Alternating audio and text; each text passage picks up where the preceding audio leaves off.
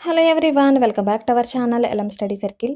ఈ వీడియోలో మనం నవంబర్ నెలకు సంబంధించిన మొత్తం కరెంట్ అఫైర్స్ నుంచి కొన్ని మోస్ట్ ఇంపార్టెంట్ బిట్స్ అనేవి చూద్దాం. నవంబర్ నెలకు సంబంధించిన మొత్తం కరెంట్ అఫైర్స్ పీడిఎఫ్ అనేది ఎవరైనా బై చేయాలనుకుంటే 9966162589 అనే నెంబర్కు 29 రూపీస్ను ఫోన్పే ఆర్ గూగుల్ పే చేసి ఆ పేమెంట్ చేసిన స్క్రీన్ షాట్ని ఇదే నెంబర్కి మీరు వాట్సాప్ చేసినట్లయితే మీకు పీడిఎఫ్ అనేది ప్రొవైడ్ చేయడం జరుగుతుంది. ఇంట్రెస్ట్ ఉన్న వాళ్ళు ఈ ఆఫర్ని యూస్ చేసుకోండి. ఇప్పుడు మనం నవంబర్ నెలకు సంబంధించిన కొన్ని మోస్ట్ ఇంపార్టెంట్ బిట్స్ అనేవి చూద్దాం. ఫస్ట్ బిట్ కనుక చూసినట్లయితే తొలి హెరిటేజ్ రైలును ఎక్కడ ప్రారంభించారు? దీనికి సంబంధించిన ఆన్సర్ ఆప్షన్ ఏ గుజరాత్. గుజరాత్లో తొలి హెరిటేజ్ రైలును ప్రారంభించారు. దీనిని ప్రధానమంత్రి నరేంద్ర మోదీ ప్రారంభించారు. నెక్స్ట్ క్వశ్చన్ చూద్దాం. భారత పొగాకు బోర్డు చైర్మన్గా ఎవరు నియమితులయ్యారు? దీనికి సంబంధించిన answer option C CH Yashwant Kumar. CH Yashwant Kumar భారత పొగాకు బోర్డు చైర్మన్గా నియమితులయ్యారు. ఈయన ఆంధ్రప్రదేశ్ రాష్ట్రానికి చెందినవారు. అలాగే ఈ పొగాకు బోర్డు యొక్క ప్రధాన కార్యాలయం అనేది గుంటూరు జిల్లాలో ఉంది. నెక్స్ట్ క్వశ్చన్ చూద్దాం. 2023 బ్రిటిష్ అకాడమీ బుక్ ప్రైజ్ ఎవరికి లభించింది? దీనికి సంబంధించిన answer option B Nandini Das. Nandini దాస్కు 2023 బ్రిటిష్ అకాడమీ బుక్ ప్రైజ్ అనేది లభించింది. ఈమె భారత సంతతికి చెందినవారు. అలాగే ఈ అవార్డు రావడానికి గల ప్రధాన కారణం ప్రపంచంలో సాంస్కృతిక అవగాహన పెంపొందిస్తున్నందుకు ఈమెకి ఈ అవార్డు అనేది లభించింది. ఈ అవార్డు యొక్క ప్రైజ్ మనీ వచ్చేసి 25 లక్షల రూపాయలు. నెక్స్ట్ క్వశ్చన్ చూద్దాం. సోమనాథ్ ఆలయానికి ట్రస్ట్ చైర్మన్గా ఎవరు నియమితులయ్యారు? దీనికి సంబంధించిన ఆన్సర్ ఆప్షన్ ఏ ప్రధానమంత్రి నరేంద్ర మోదీ. ప్రధానమంత్రి నరేంద్ర మోదీ సోమనాథ్ ఆలయానికి ట్రస్ట్ చైర్మన్గా నియమితులయ్యారు. వరుసగా ఈయన 3వసారి సోమనాథ్ ఆలయానికి ట్రస్ట్ చైర్మన్గా నియమితులయ్యారు. అలాగే ఈ పదవి అనేది 5 సంవత్సరాలు ఉంటుంది. ఈయన ఈ పదవిలో 5 సంవత్సరాలు కొనసాగుతారు. నెక్స్ట్ క్వశ్చన్ చూద్దాం. పరుమాల పేరున్నల ఫెస్టివల్ ఏ రాష్ట్రంలో ప్రసిద్ధి? దీనికి సంబంధించిన answer option A Kerala. Parumala Perunnal festival Kerala రాష్ట్రంలో ప్రసిద్ధి. నెక్స్ట్ క్వశ్చన్ చూద్దాం. కేరళ అత్యున్నత పురస్కారమైన కేరళ జ్యోతి అవార్డు ఎవరికి లభించింది? దీనికి సంబంధించిన answer option B T Padmanabham. T పద్మనాభానికి కేరళ అత్యున్నత పురస్కారమైన కేరళ జ్యోతి అవార్డు అనేది లభించింది. కేరళ అవార్డులు కేరళ ప్రభుత్వంచే స్థాపించబడిన రాష్ట్ర స్థాయి పౌర పురస్కారాలు. ఇవి 2021లో స్థాపించబడినవి. అలాగే ఈ అవార్డులు అనేవి సమాజానికి అమూల్యమైన సహకారం అందించిన వ్యక్తులకు అందించబడతాయి. అవార్డు గ్రహీతలనైతే ప్రతి సంవత్సరం నవంబర్ 1న ప్రకటిస్తారు.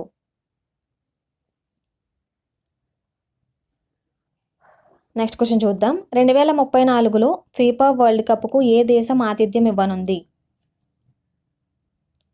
దీనికి సంబంధించిన answer option C Saudi Arabia.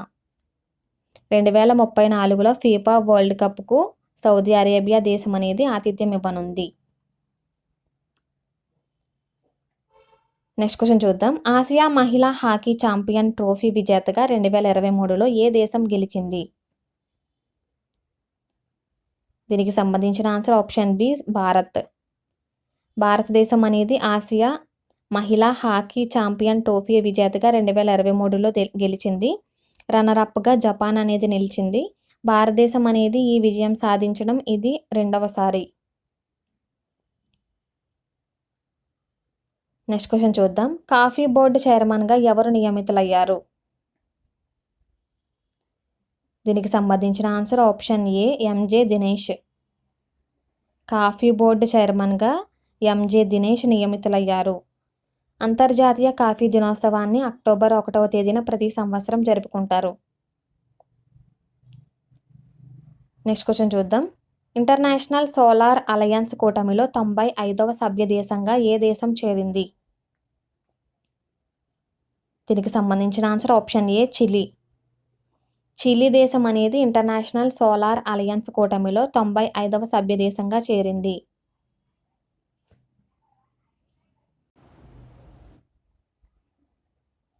Next question చూద్దాం.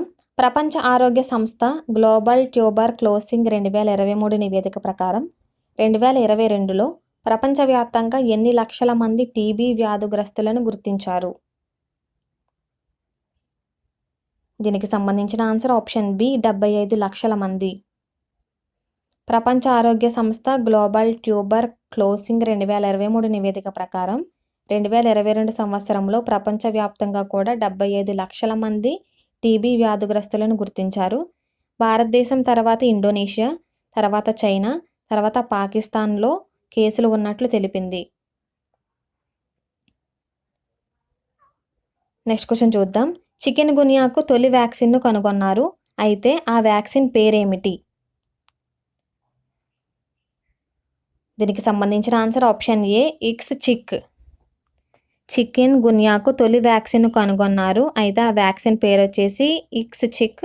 వ్యాక్సిన్కు FDA అనుమతి అనేది ఇచ్చింది. 18 ఏళ్ళ అంతకంటే ఎక్కువ వయసు ఉన్నవారు ఈ వ్యాక్సిన్ తీసుకోవచ్చు. అలాగే ఈ వ్యాక్సిన్ను వాల్వేవా ఆస్ట్రియా తయారు చేసింది.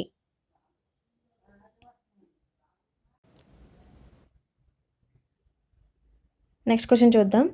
ఉన్నత విద్య కోసం విదేశాలకు వెళ్ళిన విద్యార్థుల జాబితాలో చైనా అనేది మొదటి స్థానంలో ఉండగా భారతదేశం అనేది ఎన్నవ స్థానంలో ఉంది?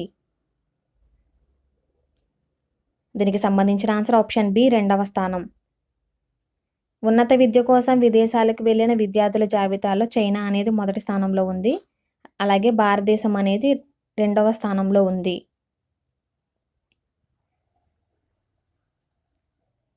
నెక్స్ట్ క్వశ్చన్ చూద్దాం. ఇటీవల భారత త్రివిధ దళాలు త్రిశక్తి ప్రహార్ అనే పేరుతో యుద్ధ విన్యాసాలు ఏ రాష్ట్రంలో ప్రారంభించాయి? దీనికి సంబంధించిన ఆన్సర్ ఆప్షన్ ఏ రాజస్థాన్. ఇటీవల భారత త్రివిధ దళాలు త్రిశక్తి ప్రహార్ అనే పేరుతో యుద్ధ విన్యాసాలను రాజస్థాన్ రాష్ట్రంలో ప్రారంభించాయి. ఈ విన్యాసాలు అనేవి రాజస్థాన్ రాష్ట్రంలో జైసల్మీర్లో జరిగాయి. దాదాపుగా ఈ విన్యాసాలలో 25,000 మంది పాల్గొన్నారు.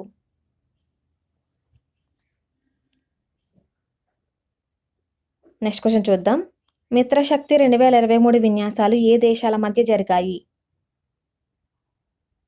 దీనికి సంబంధించిన ఆన్సర్ ఆప్షన్ ఏ భారత్ మరియు శ్రీలంక. భారత్ మరియు శ్రీలంక దేశాల మధ్య మిత్రశక్తి విన్యాసాలు 2023కు గాను జరిగాయి. ఈ విన్యాసాలు అనేవి పూణేలో జరిగాయి. ఇవి మిలిటరీ విన్యాసాలు. అలాగే మిత్రశక్తి అనగా అర్థం పవర్ ఆఫ్ ఫ్రెండ్షిప్ అని.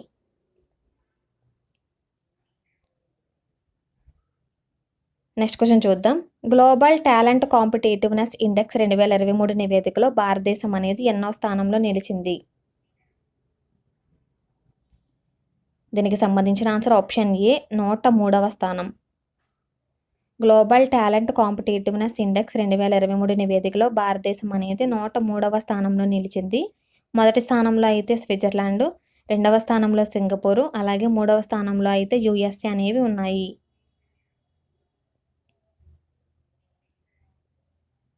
నెక్స్ట్ క్వశ్చన్ చూద్దాం. ప్రపంచ మత్స్య దినోత్సవాన్ని ఎప్పుడు జరుపుకుంటారు? దీనికి సంబంధించిన answer option D November 21. November 21వ తేదీన ప్రపంచ మత్స్య దినోత్సవాన్ని జరుపుకుంటారు. నెక్స్ట్ క్వశ్చన్ చూద్దాం. వజ్ర ప్రహార్ 2023 విన్యాసాలు అనేవి ఏ దేశాల మధ్య జరుగుతున్నాయి? వజ్ర ప్రహార్ 2023 విన్యాసాలు అనేవి ఏ దేశాల మధ్య జరుగుతున్నాయి? దీనికి సంబంధించిన ఆన్సర్ ఆప్షన్ డి భారత్ మరియు అమెరికా. భారత్ మరియు అమెరికా దేశాల మధ్య వజ్ర ప్రహార్ 2023 విన్యాసాలు అనేవి జరుగుతున్నాయి. ఈ విన్యాసాలు అనేవి మేఘాలయలో ప్రారంభమయ్యాయి. ఇవి ఒక మిలిటరీ విన్యాసాలు.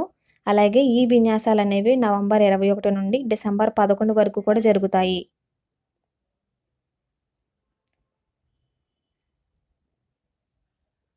నెక్స్ట్ క్వశ్చన్ చూద్దాం. ప్రపంచంలో తొలి 3D ప్రింటెడ్ దేవాలయాన్ని ఎక్కడ ప్రారంభించారు? ప్రపంచంలో తొలి 3D ప్రింటెడ్ దేవాలయాన్ని ఎక్కడ ప్రారంభించారు? దీనికి సంబంధించిన ఆన్సర్ ఆప్షన్ ఏ తెలంగాణలోని సిద్దిపేట. తెలంగాణలోని సిద్దిపేటలో ప్రపంచంలోనే తొలి 3D ప్రింటెడ్ దేవాలయాన్ని ప్రారంభించారు.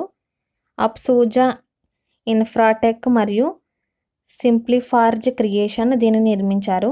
ఈ దేవాలయంలో గణేశుడు, శంకర పార్వతీలను ప్రతిష్ఠించారు. దీనికి సంబంధించి రిలేటెడ్ ఇన్ఫర్మేషన్ కనుక చూసినట్లయితే 3D ప్రింటెడ్ పోస్ట్ ఆఫీస్ అనేది బెంగళూరులో ప్రారంభమైంది. అలాగే 3D బెడ్రూమ్ హౌస్ అనేది IIT మద్రాస్ నిర్మించింది. 3D ప్రింటెడ్ కమర్షియల్ బిల్డింగ్ దుబాయ్లో ప్రారంభమైంది.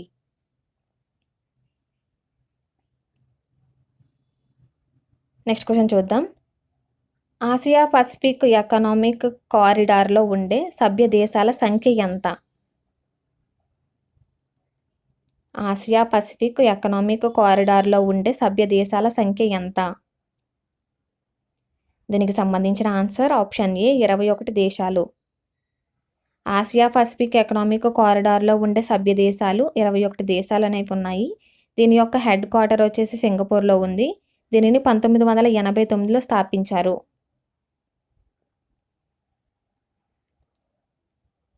నెక్స్ట్ క్వశ్చన్ చూద్దాం. బుకర్ ప్రైజ్ 2023 విజేత ఎవరు? దీనికి సంబంధించిన answer option B Paul Lynch.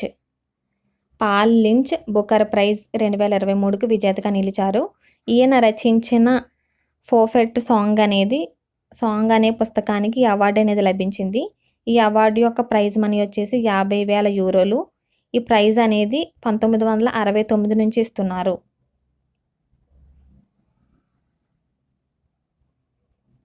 Next question చూద్దాం. న్యూజిలాండ్ ప్రధానమంత్రిగా ఎవరు ప్రమాణ స్వీకారం చేశారు?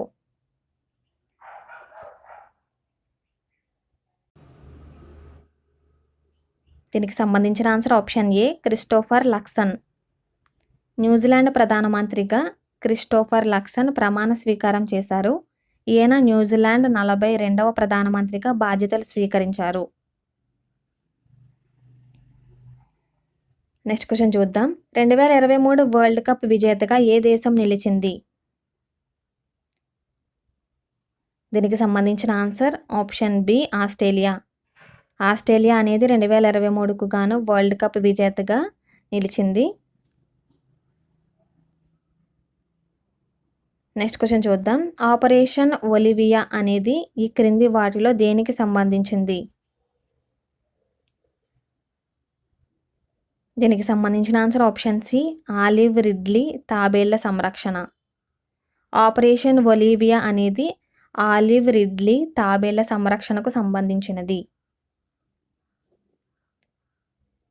నెక్స్ట్ క్వశ్చన్ చూద్దాం. ఇటీవలే యునెస్కో సిటీ ఆఫ్ లిటరేచర్ జాబితాలో చోటు దక్కించుకున్న భారతీయ నగరం ఏది? దీనికి సంబంధించిన ఆన్సర్ ఆప్షన్ ఏ కోజికోడ్. ఇటీవలే యునెస్కో సిటీ ఆఫ్ లిటరేచర్ జాబితాలో చోటు దక్కించుకున్న భారతీయ నగరం వచ్చేసి కోజికోడ్. నెక్స్ట్ క్వశ్చన్ చూద్దాం. భారత్లో ఇటీవలే పర్యటించిన జిగ్మే ఖేసర్ నామ్గేల్ వాంగ్చుక్ ఏ దేశానికి రాజు? దీనికి సంబంధించిన ఆన్సర్ ఆప్షన్ సి భూటాన్. భారత్లో ఇటీవలే పర్యటించిన జిగ్మే ఖేసర్ నామ్గేల్ వాంగ్చుక్ భూటాన్ దేశానికి రాజు. Option C is the correct answer. Next question చూద్దాం. భారతదేశంలో యూనిఫామ్ సివిల్ కోడ్ను ఆమోదించిన మొదటి రాష్ట్రం ఏది? దీనికి సంబంధించిన ఆన్సర్ ఆప్షన్ సి ఉత్తరాఖండ్. భారతదేశంలో యూనిఫామ్ సివిల్ కోడ్ను ఆమోదించిన మొదటి రాష్ట్రం వచ్చేసి ఉత్తరాఖండ్. నెక్స్ట్ క్వశ్చన్ చూద్దాం. 54వ international film festival of India ఏ రాష్ట్రంలో జరిగింది? దీనికి సంబంధించిన ఆన్సర్ ఆప్షన్ డి గోవా. 54వ international film festival of India ఏ రాష్ట్రంలో జరిగింది అంటే గోవా. గోవాలో 54వ international film festival of India అనేది జరిగింది.